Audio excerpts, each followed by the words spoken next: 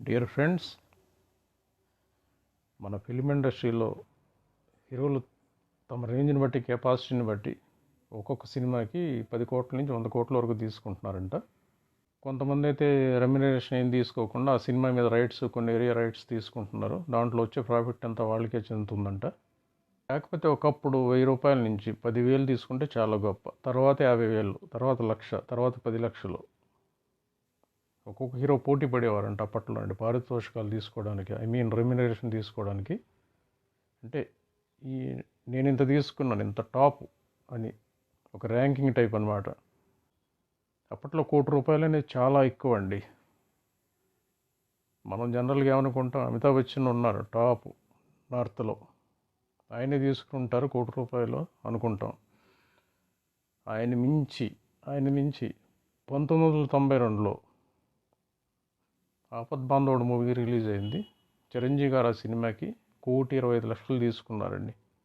1,25,00,000 remuneration తీసుకున్న first hero, ఇండియాలో first hero, north hero కాదు, టోటల్ ఇండియాలో 1,25,00,000 తీసుకున్న ఫస్ట్ హీరో మెగాస్టార్ చిరంజీవి గారు. చాలా గ్రేట్ అనమాట. అప్పుడు 1 కోటి రూపాయలు 1992లో 1 కోటి రూపాయలు ఎక్కడ, ఇప్పుడు దగ్గర దగ్గర 35 సంవత్సరాలు అయినట్టుంది. 30 ఇయర్స్ అండి. ఎంత వేరియేషన్ ఉంటుందో చూడండి, చాలా గొప్ప అండి ఇది.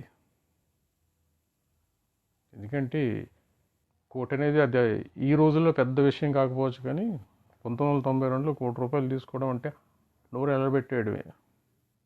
అలాంటి ఘనత దక్కించుకునే ఏకైక హీరో ఇండియన్ ఫిల్మ్ ఇండస్ట్రీలో చిరంజీవి గారు ఒక్కడే.